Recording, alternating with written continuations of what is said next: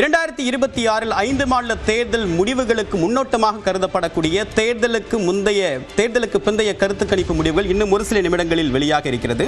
இந்த முடிவு என்பது ஏன் அவசியம், ஏன் கவனிக்கத்தக்கது என்றால், ஒட்டுமொத்தமாக 824 தொகுதிகளில் தேர்தல் நடைபெற்றிருக்கிறது. அதாவது இந்தியா முழுக்க இருக்கக்கூடிய ஒட்டுமொத்த சட்டமன்ற தொகுதிகளில் 1/4. இன்னொரு பக்கம் பிரதான மாநில கட்சிகள், ஒன்று திராவிட மாடலை முன்னிறுத்தக்கூடிய தமிழ்நாடு, இன்னொன்று 4வது முறையாக ஆட்சியை தக்க வைக்க விரும்பும் மேற்கு வங்கம், திரிணாமுல் காங்கிரஸ். ஸோ இது மாநில கட்சிகள். வரக்கூடிய மக்களவை தேர்தலுக்கு முன்னோட்டமாக அசாம் மட்டுமல்லாமல் அசாம் போன்ற மாநிலங்களும் கேரளா போன்ற மாநிலங்களிலும் காங்கிரஸ் கட்சி தன்னுடைய பலத்தை காட்ட விரும்புகிறது. எனவே மக்களவை தேர்தலை அடிப்படையாக இந்த தேர்தல் ஒரு கவனிக்கத்தக்க அம்சம். எனவே இந்த 5 மாநில தேர்தல் மாநில கட்சிகளுக்கும் தேசிய கட்சிகளுக்கும் ஒரு மிக முக்கியமான தேர்தல் அப்படின்னு சொல்ல முடியும். திரு பாக்கி, இப்போ மேற்கு வங்க தேர்தலில் நிறைய கடுமையான சர்ச்சை, எஸ்ஐஆர் பிரச்சனை, மேற்கு வங்கத்துக்கும் அந்த மாநில முதலமைச்சருக்கும் அரசுக்கும் மத்திய அரசுக்கும் நடைபெற்ற மோதல், அப்படி நிறைய விஷயம் இருக்குது. ஸோ அந்த தேர்தல் கணிப்பு நீங்கள் எப்படி இருக்குன்னு எதிர்பார்க்குறீங்க? 4வது முறையாக அவங்க டேர்மை தக்க வைக்க விரும்புகிறாங்க. ஆளும் மம்தா பானர்ஜியினுடைய தலைமையிலான அரசு மீது கடும் அதிருப்தி இருக்குது. ஆனால் அதிருப்தி இருந்தாலும் அது எதிரணியில் யாருக்காவது போகணும்ல. கடந்த பல ஆண்டுகளாக ஆட்சியில் இருந்த காங்கிரஸும் மார்க்சிஸ்ட் கட்சியும் 2 தேர்தல்களில் படுதோல்வி அடைஞ்சது. 0 2021 2 கட்சிகள் கட்சி 0 வாங்கிருச்சு. ஸோ அவங்க ஆல்டர்னேட் ஃபோர்ஸாக எமர்ஜ் ஆகிறதுக்கு நாள் ஆகும், வரணுமா அது வேறு. இப்போ நேஷனல் லெவலில் எமர்ஜ் ஆகியிருக்கிற ஸ்ட்ராங் பார்ட்டி பிஜேபிக்கு அதில் ஒரு கண் இருக்குது, வெஸ்ட் பெங்காலில் வரணுன்ட்டு. ஆனால் வருவதற்கான அடித்தளம் போதிய அளவு இல்லை. சுவேந்த அதிகாரி மாதிரி ஒரு டைனமிக் லீடர் அந்த கட்சிக்கு இருந்தாலும் கூட இன்னும் வருவார்களானா உடனே என்ன 40 சீட்லேருந்து 150 சீட்டு 200 சீட்டு வரதுக்கு வாய்ப்பு கிடையாது. ஆனால் கடும் போட்டியை ஏற்படுத்துகிறாங்க.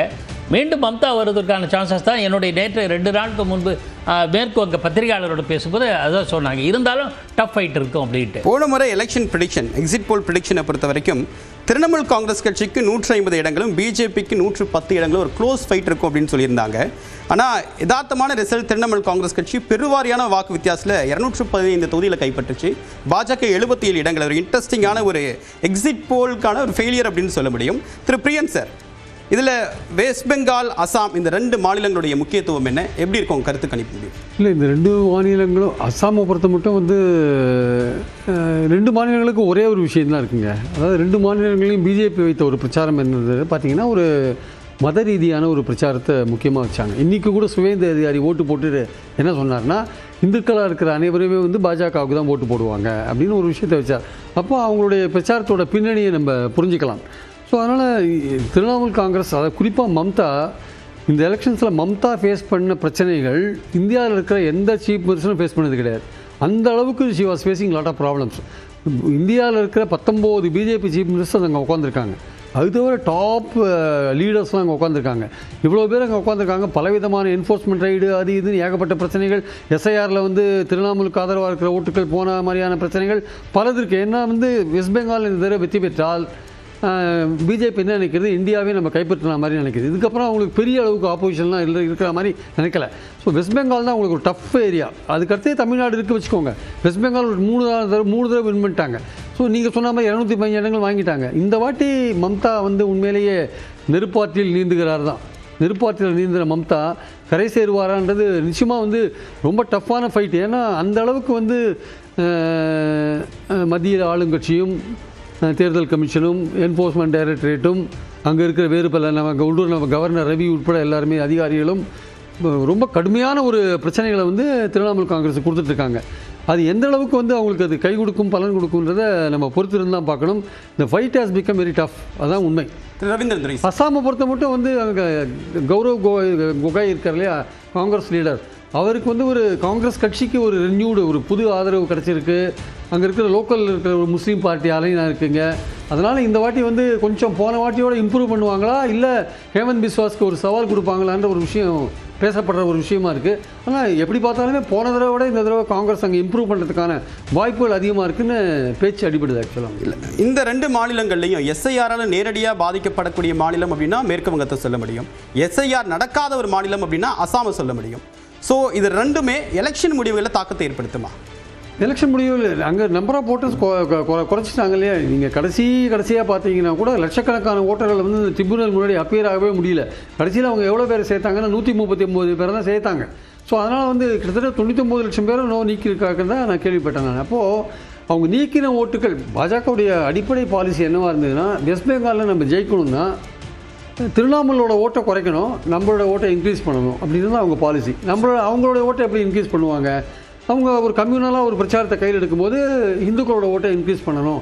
பங்களாதேஷ்லேருந்து வந்து இங்கே செட்டிலான இந்துக்கள் முஸ்லீம்கள் ஒரே நேரத்தில் வந்து செட்டிலான இந்துக்கள் முஸ்லீம்களில் இந்துக்களுக்கான சிட்டிசன்ஷிப் கொடுக்கறதுக்கான ஒரு உறுதிமொழி அவங்க கொடுக்குறாங்க.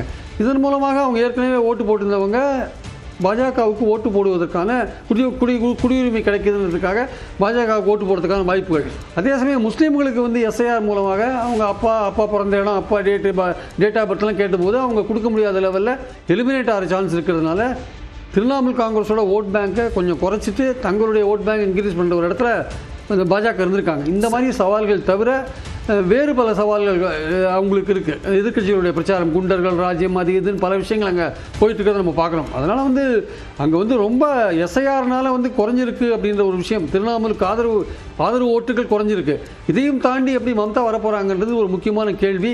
அதற்கான விடை வந்து கொஞ்சம் கஷ்டமாக தான் இருக்குது சொல்கிறதுக்காக. ஃபைட் வந்து ரொம்ப டஃப்பாக இருக்குது. திரு ரவீந்திர துரைசாமி சார், உங்களுடைய ஒப்பீனியன்? மம்தா அனைத்து தொகுதிகளும் அவங்களே நிற்கிறாங்க பெரும்பாலும். அதில் வந்து அவங்களுக்கு எதிராக பாஜக பெரிய அணியாக இருந்தாலும் மற்ற அணிகள் இருக்கிறதுனால வந்து மம்தா ஆதரவு வாக்களை ஒரு லீடராட்டு அவங்க எமர்ஜ் ஆகக்கூடிய சூழ்நிலையில் அவங்க மேலே எதிர்ப்புணர்வு கொண்ட வாக்குகள் வந்து கட்சி ரீதியாட்டு வந்து சதற ஒரு சூழ்நிலை மம்தாவுக்கு வந்து மீண்டும் ஒரு அட்வான்டேஜஸ் கொடுக்கலாம். எஸ்ஐஆர் மேட்ரு வந்து மம்தாவுக்கு ஒரு பின்னடைவை கொடுத்தாலும் கூட மம்தா ஒரு லீடர், அவங்க பிரைம் மினிஸ்டர் மெட்டீரியல், நாளைக்கு வெஸ்ட் பெங்காலில் முதல்வரானால் இந்தியாவில் பிரதமராக வர்றதுக்கும் மம்தா பானர்ஜிக்கு ஒரு முக்கியத்துவம் இருக்குன்னு சொல்லும்போது அந்த பெங்காலி ப்ரைட், பெங்காலிஸ் அதில் அவுட் சைடர் இன்க்ளூட் ஆகிறது, இந்த மாதிரிப்பட்ட சென்டிமெண்ட்ஸ் அவங்க எடுத்துக்கொண்டு போகிறதும், ஒரு பெண் நாட்டு நிற்கிறது, ஒரு பெண் களத்துக்குள்ளே இறங்கி கடுமையாக ஃபைட் பண்ணுறதுனால அவங்களுக்கு கிடைக்கிற பேக்கிங்கு, அவங்க எதிர்ப்பு வந்து சிதறது. அவங்க காங்கிரஸ் கூட அவங்க கூட்டணி வச்சுருந்தாங்கன்னா காங்கிரஸ் அந்த மாநிலத்தை பொறுத்தவரை காங்கிரஸ் ஓட்டு அவங்களுக்கு வராது.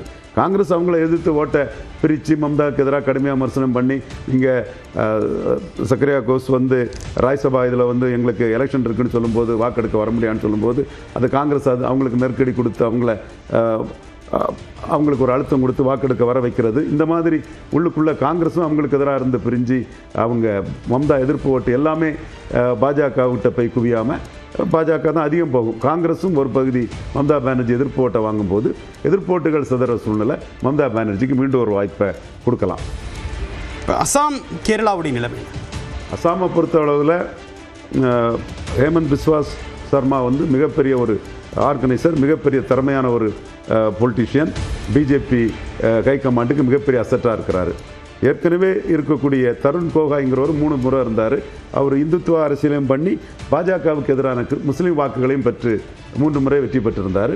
அவருக்கும் பிஸ்வாஸ் சர்மாவுக்குள்ள தகராறு, 2 அப்பர் காஸ்ட் ஹிந்துக்களுக்குள்ள தகராறில் தான் வந்து இவர் வெளியே வந்து பிஜேபியில் பேனர் எடுத்துக்கிட்டு வெற்றியை பெற்றார். இப்போ மீண்டும் அவருக்கு மகன் அங்கே வரும்போது அவங்க காஸ்ட்டும் கன்சால்டேட் ஆகி பாஜகவுக்கு எதிரான முஸ்லீம்களும் அவங்களுக்கு ஆதரவு கொடுக்கக்கூடிய சூழ்நிலை காங்கிரஸ் கட்சிக்கு